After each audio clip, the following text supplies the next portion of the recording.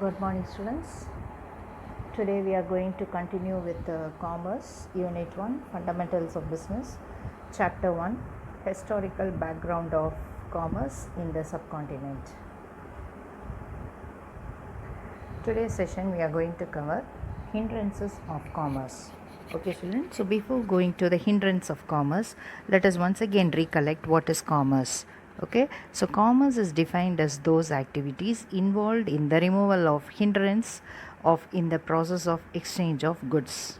So commerce is equal to trade plus aids to trade. Okay, students. So this definition is a very important definition. It clearly defines about commerce. அப்போ commerce அப்படின்னா என்ன அப்படின்னா ட்ரேடும் இருக்கும் plus AIDS to ட்ரேடும் இருக்கும். AIDS to trade அப்படின்னா என்ன அப்படின்னா ட்ரேட்னா என்னது பையிங் அண்ட் செல்லிங். இந்த பையிங் அண்ட் செல்லிங்கை ஸ்மூத்தாக ஃப்ளோ பண்ணி கொண்டு போகிறதுக்கு for the purpose of smooth flow of the business the aids to trade are very helpful. You got me, students? So commerce includes all the aids of business. You got me, students? So once again we are coming to the definition. It is defined as those activities. அப்போ those activities அப்படின்னு இங்கே என்ன சொல்கிறாங்கன்னா it is nothing but the activities which enable the product to reach from the place of producer to the place of consumers at the right time and period, involving the removal of hindrance of is a process of exchange of goods. Okay students. So அந்த ஒவ்வொரு ஆக்டிவிட்டியும் வந்து பார்த்தோம் அப்படின்னா காமர்ஸில் அதாவது business பண்ணுறத இருக்க ஒவ்வொரு தடையும் வந்து நீக்கும். Okay students. ஸோ அதெல்லாம் சேர்ந்து தான் காமர்ஸ் அப்படின்னு சொல்லி நம்ம சொல்கிறோம். Okay students. So once again another definition is accordingly commerce may be defined as the organized system for the exchange of goods and service between members of industrial world. அப்படின்னா என்ன? Organised system அப்படின்னா step by step process business activities in the buying and selling of goods. அப்போ அந்த அது வந்து ஒரு organised ஃபார்மில் வந்து போகணும். நம்ம ஆர்கனைஸ்டு ஃபார்மில் அந்த ஆக்டிவிட்டீஸை வந்து நம்ம வந்து என்ன பண்ணணும், செய்யணும். Okay students. What activity? Exchange of goods and service. Okay, between hmm? Between the members of the industrial world. அப்போ இண்டஸ்ட்ரியல் வேர்ல்டுனா என்ன? Business world. இண்டஸ்ட்ரியல் வேர்ல்டுனா பிஸ்னஸ் வேர்ல்டு, இஸ்ன்ட் இட்? அப்போ அந்த இண்டஸ்ட்ரியல் வேர்ல்டில் மெம்பர்ஸ் வந்து என்ன பண்ணுவாங்க? அவங்களோட ஆக்டிவிட்டி என்னவாக இருக்கும்? பையிங் அண்ட் செல்லிங்காக இருக்கும். You got me, students? Okay, next வந்து பார்த்தோம் அப்படின்னா it comprise all forms of trade: wholesale trade, retail trade, import trade, export trade, and entrepreneurial services which aid and assist the trading activities such as banking, transport, warehouse. Okay, இப்போ commerce, as I told you, it includes all forms of trade. அப்போது wholesale இதெல்லாம் வந்து நீங்கள் lower கிளாஸஸில் வந்து you might have got knowledge about this. Wholesale trade அப்படின்னா என்ன? a person who sells any particular product on a wholesale basis. Okay students. அதாவது in large quantities நம்ம விற்பனை பண்ணிகிட்டு இருந்தோம்னா we will be called as a wholesale trade. you got me? retail traders-னா என்ன? who sells in small quantities. அதாவது wholesaler கிட்டேருந்து கொஞ்சம் கொஞ்சமாக வாங்கி அவங்களோட கடையில் வச்சு அவங்க வந்து டைரெக்டாக கன்சியூமருக்கு விற்பாங்க. அதான் ரீட்டைல் ட்ரேடர்ஸ். ஓகே, இப்போ இம்போர்ட் எக்ஸ்போர்ட் ட்ரேடிங்னா என்னன்னு தெரியும். இம்போர்ட் அப்படின்னா நம்ம கண்ட்ரியில் இல்லாத ப்ராடக்ட்ஸை நம்ம எந்த கண்ட்ரியில் இருக்கோ, சர்ப்ளஸ் இருக்கோ, அந்த கண்ட்ரியிலேருந்து நம்ம கண்ட்ரிக்கு வாங்கி யூஸ் பண்ணுறோம். அதே மாதிரி எக்ஸ்போர்ட் அப்படின்னா என்ன?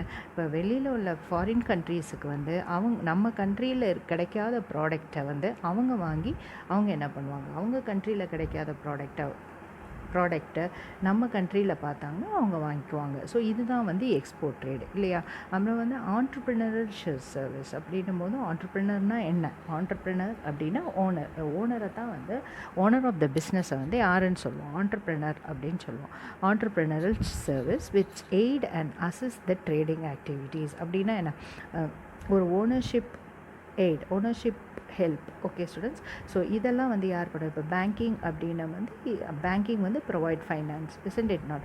ஸோ அந்த மாதிரி அதான் ஒரு entrepreneurial service which aid and assist the trading activities. Okay, அப்போ நம்மளோட ட்ரேடிங் ஆக்டிவிட்டீஸ், அதாவது பையிங் அண்ட் செல்லிங்க்கு நடுவில் நிறைய ஆக்டிவிட்டீஸ் இருக்குது. அதான் நம்ம இந்த கிளாஸில் டிஸ்கஸ் பண்ண போகிறோம். Okay students. அப்போ அந்த ஒவ்வொரு ஆக்டிவிட்டீஸையும் வந்து அசிஸ்ட் பண்ணுறது. Okay students. So what are the activities அப்படின்னு பார்த்தோம்னா பேங்கிங் இருக்குது, டிரான்ஸ்போர்ட் இருக்குது, வேர் ஹவுசிங் இருக்குது. இப்போ பேங்கிங்னா என்ன? பேங்க்கில் என்ன ஒர்க் பண்ணுறாங்களோ அதுதான் பேங்கிங் அப்படின்னு சொல்லுவோம். அப்போ பேங்கிங்கில் மெயினாக என்ன ஒர்க் நடக்குது? கேஷ் இன்ஃப்ளோ அண்ட் அவுட்ஃப்ளோ இருக்குது இல்லையா. ஸோ அதாவது வந்து மக்களுக்கு வந்து அவங்க கையில் இருக்க பணத்தை சேஃப்டியாக வைக்க முடியாது. அதனால் என்ன பண்ணுறாங்க, பேங்க்கில் போய் டெபாசிட் பண்ணுறாங்க. ஸோ மெயினாக bank is a collection place. அப்படின்னா அது பேங்க் கேஷ் மாத்திரம் இல்லை, நிறைய செக்யூரிட்டிஸ், அதாவது வந்து உன்னோட வீட்டு பத்திரம், ஜுவல்ஸு, இதெல்லாம் கூட நீ போய் பேங்க்கில் வைக்கலாம். ஸோ பேங்க்கு வந்து ஒரு சேஃப்டி பிளேஸ். நம்மக்கிட்ட இருக்கிற பிலாங்கிங்ஸை வந்து அங்கே வந்து நம்ம சேஃப்டியாக வைக்கலாம். எப்போ நமக்கு தேவையோ அந்த பேங்க்லேருந்து நம்ம எடுத்துகிட்டு நம்ம யூஸ் பண்ணிக்கலாம். You got me students. அப்புறம் இது மாத்திரம் இல்லாமல் இப்போ பேங்க் வந்து நம்ம பணத்தை வச்சு என்ன பண்ணுறாங்க, நம்மக்கிட்ட நிறையா பணம் இருக்குதுன்னு நம்ம போய் டெபாசிட் பண்ணுறோம். இப்போ அந்த பணத்தை பேங்க் என்ன பண்ணிகிட்ருக்காங்க, அப்படியே வச்சுட்ருப்பாங்களா? நோ. அந்த பணத்தை வந்து யாருக்கு தேவையோ அதில் ரொட்டேஷனுக்கு விட்டுருவாங்க. இப்போ சில வந்து பிஸ்னஸ் ஆரம்பிக்கணும், இல்லை மேரேஜ் பண்ணணும், இல்லை வண்டி வாங்கணும், இல்லை 2 வீலர் வாங்கணும்னு சொல்லிட்டு என்ன பண்ணுவாங்க, போய் லோன் கேட்பாங்க. அப்போ இந்த லோனுக்கு எல்லாத்துக்கும் வந்து பேங்க் வந்து அந்த பணத்தை வந்து கொடுத்துருவாங்க. அவங்களுக்கு கொடுத்துட்டு என்ன பண்ணுவாங்க அப்படின்னு சொன்னால், திருப்பி அந்த அமௌண்ட்டை வந்து அந்த பர்சன் வந்து திருப்பி கொடுக்குற வரைக்கும் ஏதாவது இன்ட்ரெஸ்ட் அப்படின்னு சொல்லிட்டு வட்டி கட்ட சொல்லுவாங்க. That is called as interest. Okay students, அது depends upon the bank rate.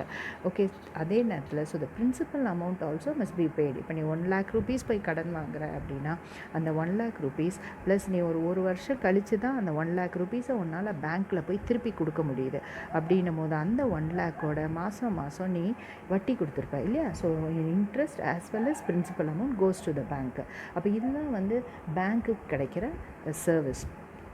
Bank பிஸ்னஸ்ன்னு சொல்லுவோம். Okay students, so in either ways bank is also benefited and we are also benefited. Okay, இப்போ டிரான்ஸ்போர்ட் அப்படின்னு பார்த்தோம்னா ட்ரான்ஸ்போர்ட் வந்து உங்களுக்கு தெரியும், there are different types of transport. Land transport, air transport, water transport. இப்போ இந்த ட்ரான்ஸ்போர்ட் எல்லாமே வந்து நமக்கு எது யூஸ் பண்ணுது, not only for carrying the passengers but also for the goods. அப்போ குட்ஸை எதுக்கு கேரி பண்ணுறாங்க, for selling, okay, for taking it to the marketplace, for taking into different regions, different states, different countries. You got me students? For what purpose? For selling. Next is that warehousing. அப்படின்னும்போது the system of process of activities that done in the warehouse. Warehouse-னா உங்களுக்கு என்னன்னு தெரியும், warehouse-னா என்ன? It is a place for storaging of goods. அப்போது நம்மக்கிட்ட இருக்கிற குட்ஸை வந்து நமக்கு வைக்கிறதுக்கு இடம் இல்லை அப்படின்னா வேர் ஹவுஸ் அப்படின்னு சொல்லிட்டு பில்டிங் இஸ் தேர். ஸோ அந்த வேர் ஹவுஸை வந்து if you are a rich person நீ தனியாக ஒரு வேர் ஹவுஸ் வச்சுக்கலாம். You got me students. அந்த வேர் ஹவுஸில் நீ வந்து உன்னோட குட்ஸை வந்து ஸ்டோர் பண்ணி வைக்கலாம். இப்போது வேர் ஹவுஸ் இல்லை அப்படின்னா you can go for public warehouse. You got me students. அப்போ வேர் ஹவுஸ் ஆன் த ஹோல்னா என்ன, it is a place where goods are stored. அதுக்கப்புறம் நமக்கு எப்பப்போ அதை ரிக்குவயர்மெண்ட்டோ அந்த குட்ஸை வந்து நம்ம எடுத்து நம்ம மார்க்கெட்டில் போய் நம்ம சேல்ஸ் பண்ணிக்கலாம். You got me students. So இந்த மாதிரி வேர் ஹவுஸும் வந்து நம்மளோட பிஸ்னஸ்க்கு நடுவில் ரொம்ப ஹெல்ப்ஃபுல்லாக இருக்குது, அதாவது between the buying and the selling. அப்போ இதெல்லாம் தான் வந்து எய்ட்ஸ் டு பிஸ்னஸ் அப்படின்னு நம்ம சொல்லுவோம். ஸோ அப்போ காமர்ஸ் அப்படின்னா என்ன அப்படின்னா it comprise all forms of trade, wholesale trade, retail trade, import trade, export trade and entrepreneurial services which aid and assist the trading activities. Aid and assist na help பண்ணுது. such as என்னென்ன activities, banking, transport, warehousing அப்படின்னு சொல்லிட்டு இருக்குது. You got me students? So now once again you must have got a clear cut idea about commerce. Okay, next we are going to the next step, அதாவது elimination hindrances of commerce. Eliminating the hindrances of commerce. Okay, இப்போ வந்து what are the hindrances of business we are going to see. So once again ஒரு different definition நம்ம இப்போ பார்க்க போகிறோம். Meaning of commerce. Commerce is a sum total of all those process which are engaged in the removal of hindrance of person, place, and time in the exchange of commodities. You got me students? Same explanation only children. Once again I am telling you, commerce அப்படின்னா என்ன அப்படின்னா all those processes. So என்ன process அப்படின்னா இந்த ப்ராசஸ்ஸை தான் இப்போ நம்ம வந்து பார்க்க போகிறோம். ஓகே, ஸோ நமக்கு வந்து ஹிண்ட்ரன்ஸ் நிறைய, நம்ம பிஸ்னஸ் ஆக்டிவிட்டீஸில் நிறைய ஹிண்ட்ரன்ஸஸ் இருக்குது. அப்போ என்னென்ன ஹிண்ட்ரன்ஸ் இருக்குது அப்படின்னு நம்ம பார்த்தோம் அப்படின்னா hindrance of person, hindrance of place, hindrance of time, hindrance of risk of deteriorating in quality, hindrance of risk of loss, hindrance of knowledge, hindrance of exchange, hindrance of finance, hindrance of developing the exact product, hindrance of both selection and delivery at doorstep. So இவ்வளோ hindrances இருக்குது. அப்போ ஹிண்ட்ரன்சஸ்னால் என்ன? தடைகள். நம்ம பிஸ்னஸை வந்து ஒரு ப்ரொடியூசர்கிட்டேருந்து goods consumer கைக்கு போய் சேர்றதுக்குள்ளே it is not easy children. There are lot of difficulties. அப்போ இந்த டிஃபிகல்ட்டிஸை ஒவ்வொன்றா வந்து கிளியர் பண்ணுறது யார் அப்படின்னா எய்ட்ஸ் டு ட்ரேடு. அதாவது ட்ரேடிக்கு உதவியாக இருக்கிற அந்த ஆக்டிவிட்டீஸ். அப்போ அந்த ப்ராசஸ், அந்த ஆக்டிவிட்டீஸ் அவங்கெல்லாம் யார்? அப்போ அவங்க தான் வந்து நமக்கு பிஸ்னஸில் இருக்க தடைகளை வந்து இப்போ நீக்க போகிறாங்க. ஸோ அதுதான் வந்து அந்த whole of the activities is done, isn't it not? அப்போ அந்த ஆக்டிவிட்டீஸை முழுமையாக பூர்த்திப்படுத்தி ஒரு பையர்கிட்டேருந்து ஒரு குட்ஸை செல்லர்கிட்ட போய் ரீச் பண்ணக்கூடிய அந்த ப்ராசஸ் தான் காமர்ஸ் அப்படின்னு சொல்லி நம்ம சொல்கிறோம். You got me students? Okay. Okay, now we are going to see the first hindrance, that is hindrance of person. Okay students, so hindrance of person அப்படின்னா என்ன அப்படின்னா நமக்கு பிஸ்னஸ் பண்ணுறதுக்கு பர்சன் ஒரு தடையாக இருக்கும். ஸோ அப்படி அது என்ன, வாட் டஸ் இட் மீன்? எப்படி வந்து ஒரு பர்சன் வந்து நமக்கு பிஸ்னஸ் பண்ணுறதுக்கு தடையாக இருக்க முடியும் அப்படின்றத நம்ம பார்க்க போகிறோம். You got me students? So suppose இப்போ goods are manufactured or produced, அந்த ப்ரொடியூசருக்கோ இல்லை மேனுஃபேக்சருக்கோ வந்து அந்த குட்ஸை வந்து யார் கன்சியூம் பண்ண போகிறாங்க அப்படின்றத வந்து தெரியாது. So they may not know which place this goods are going to go and who are all the direct consumers who are going to consume it. So this is not possible for a manufacturer or a producer. But there is another person called a retailer. இப்போ இந்த retailer வந்து யார் அப்படின்னா he is a person who is in direct link with the customers. Okay students, for example இப்போ நம்ம துர்கா நகரில் இருக்கிற அந்த மணிக்கடையே நினச்சிக்கோங்க, அந்த க்ராசரி ஷாப்ஸை வந்து நீங்கள் நினச்சிக்கலாம். So he is a person. அப்போ மணியனை பற்றி you know, isn't it? So he comes into direct contact with the person.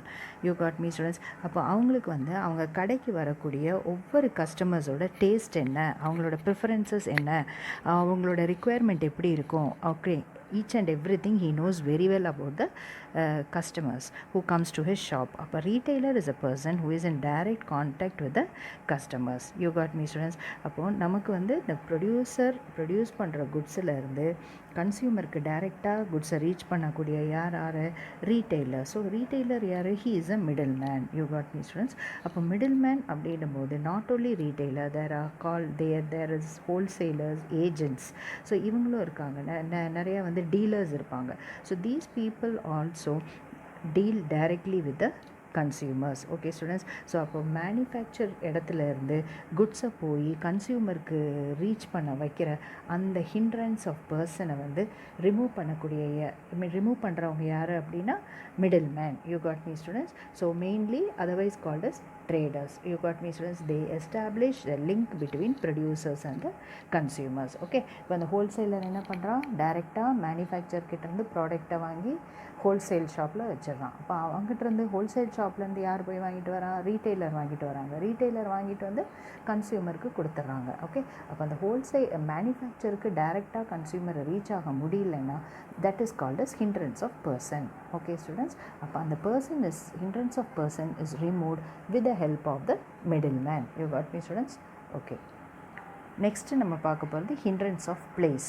அப்போ as I told you, அதாவது goods will be produced at one place. ஆனால் அந்த குட்ஸை வந்து யூஸ் பண்ணக்கூடியவங்க வந்து they are spread all over the world. Okay, அப்போ அந்த குட்ஸை வந்து கரெக்ட் டைமில் கரெக்ட் பிளேஸில் போய் அவங்க ரீச் பண்ணணும். that is the success of the manufacturer or the producers. Okay students, so how it is possible? This can be done only with the help of transportation. You got me students? அப்போ transport இருக்கிறனால தான் நம்மளால் வந்து என்ன பண்ண முடியுது, குட்ஸை வந்து கரெக்டான அந்த இடத்துக்கு, அந்த எந்த கன்சியூமர்ஸ் வந்து நம்ம குட்ஸை யூஸ் பண்ணுறாங்களோ அந்த கன்சியூமருக்கு நம்ம குட்ஸை கொண்டு போய் ரீச் பண்ண முடியுது. You got me students? So that is done with the help of the transport. So transport removes the hindrance of place. You got me, students? So next hindrance is hindrance of time. You got me, students?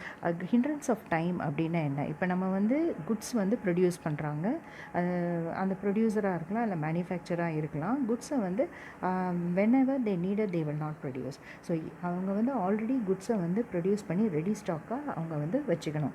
எப்போ வந்து அந்த குட்ஸோட தேவைகள் இருக்கோ அப்போ வந்து அவங்க குட்ஸை வந்து மார்க்கெட்டுக்கு ரிலீஸ் பண்ணணும். ஓகே ஸ்டூடெண்ட்ஸ், அப்போ how this is possible?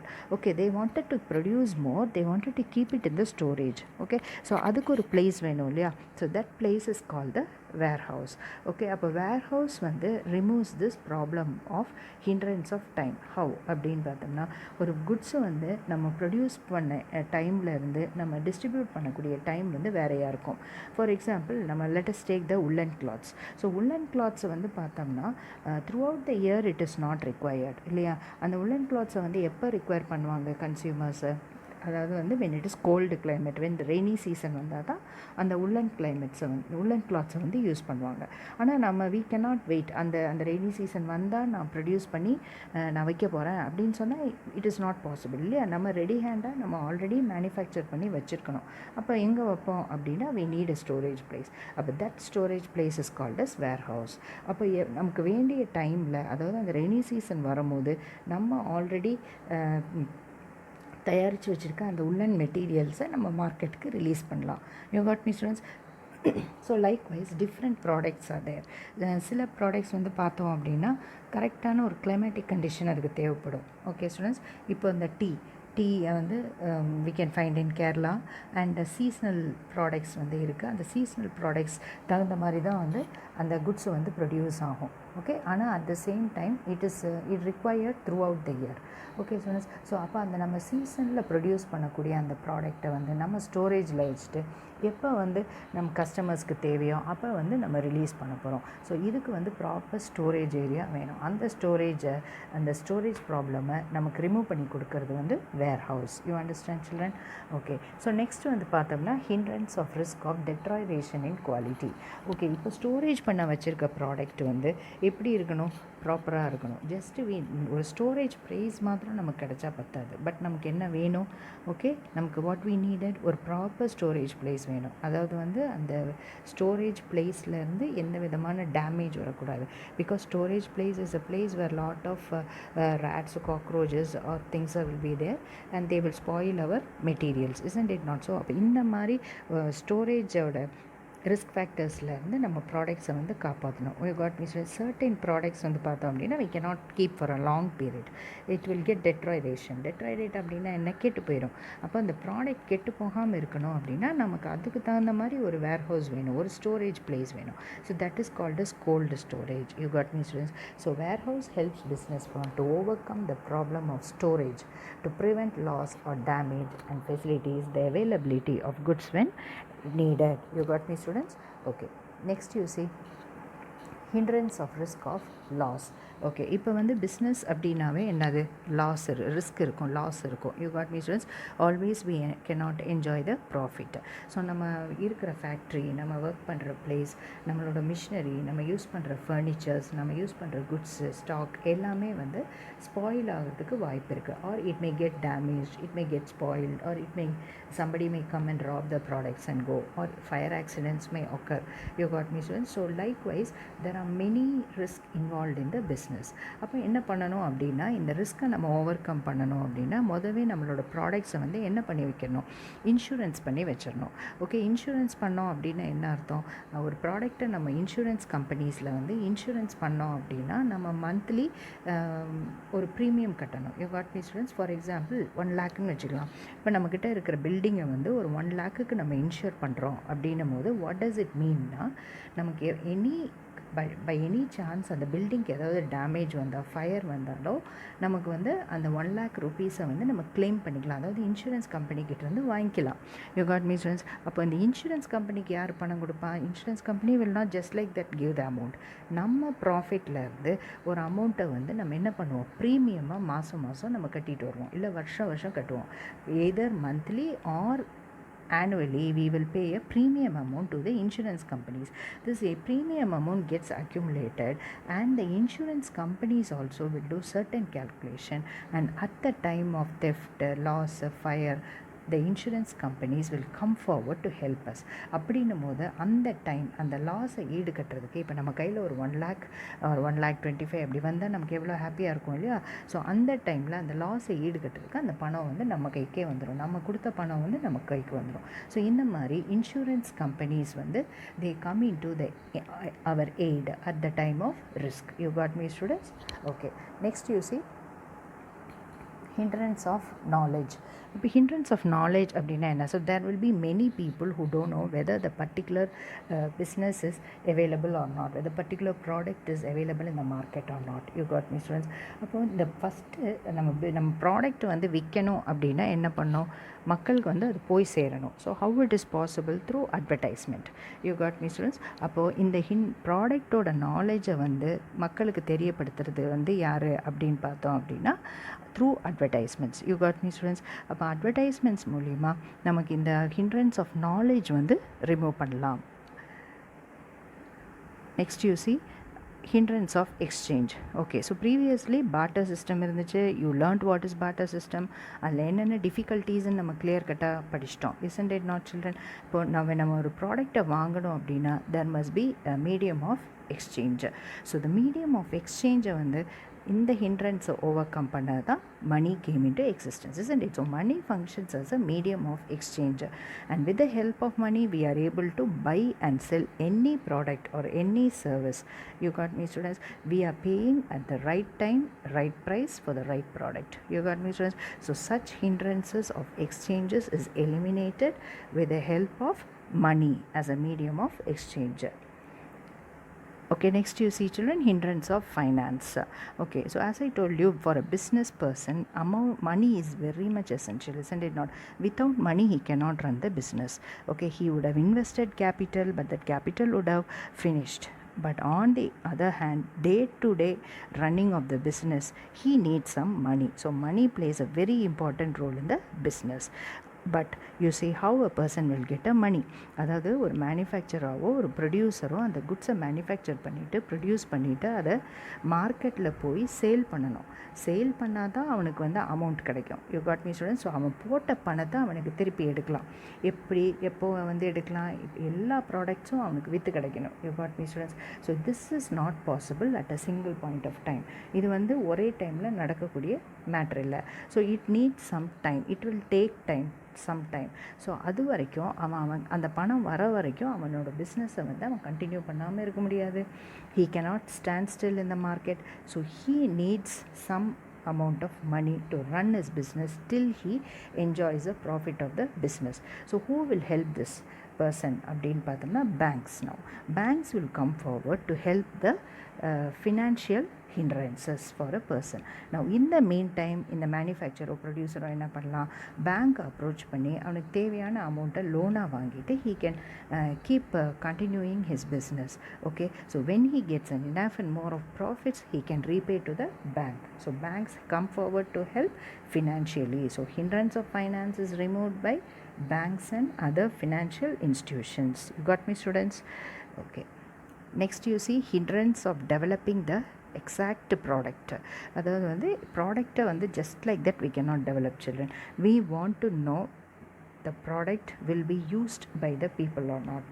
நம்ம தயாரிக்கிற பொருள் வந்து கஸ்டமரை போய் ரீச் ஆகணும், first thing. Second thing is it whether the customer is need of that product. இப்படி ஒரு ப்ராடக்ட் வந்து நம்ம கஸ்டமருக்கு தேவையான வகையில் நம்ம தயார் பண்ணி கொடுக்கணும். You got me, students? So first அதுக்கு வந்து நம்ம ரிசர்ச் பண்ணணும். So which product is good, which product will be accepted in the market, which product will fine market in the market. You got me, students? So all this must be considered. So for that what is needed? Research and development அப்படின்னு சொல்லிட்டு ஒரு function நமக்கு வேணும். So research and development இருந்தால் மாத்திரமே நம்மளால் வந்து requirement of ப்ராடக்டை வந்து கண்டுபிடிக்க முடியும். அதுக்கு தகுந்த மாதிரி நம்ம ப்ராடக்டை மேனுஃபேக்சர் பண்ண முடியும், and then we can distribute it to the consumers. You got me, students? So hindrance of developing the exact product is overcome with the help of the research and development. That is R&D. Next you see hindrance of both selection and delivery at doorstep. So product வந்து next வந்து select பண்ணி at the same time we want door delivery. So nowadays it is very much possible because of the e-commerce. This problem is minimized, or it can be overcome with the help of e-commerce. E-commerce enables the consumers to select the product in the website, place online orders and make payment after receiving the product at the doorstep. So ப்ராடக்ட்டை வந்து ஈஸியாக நம்ம வீட்டில் உட்காந்த மாதிரி என்ன பண்ணலாம், ப்ராடக்ட்டை வந்து செலக்ட் பண்ணிக்கலாம், ஆன்லைனில் ஆர்டர்ஸ் ப்ளேஸ் பண்ணிக்கலாம், அட் த சேம் டைம் ஆன்லைன்லேயே நம்ம என்ன பண்ணலாம், பேமெண்ட்டும் பே பண்ணிக்கலாம். You got me students? And product will reach our doorstep. So this hindrance is mainly removed with the help of e-commerce, that is nothing but electronic commerce. You got me students? So in this section you once again you got a clear cut definition about commerce. Clear cut commerce பற்றின ஒரு நல்ல ஒரு definition நீங்கள் வந்து இன்னும் கிளியராக இன்னும் டீப்பாக நீங்கள் வந்து படிச்சிட்டிங்க. அது மாத்திரம் இல்லாமல் நம்ம பிஸ்னஸ் பண்ணுறதுக்கு என்னென்ன ஹிண்ட்ரன்சஸ் இருக்குது அப்படின்றது இப்போ உங்களுக்கு தெரிய வந்திருக்கும். அந்த ஹிண்ட்ரன்சஸ், அந்த தடைகள் எல்லாத்தையும் வந்து எப்படி ஓவர் கம் பண்ணலாம் அப்படின்றதையும் வந்து நீங்கள் வந்து இப்போ ஸ்டடி பண்ணிட்டீங்க. Okay students, so hope you understood this session. Okay, we'll continue in the next session. Thank you.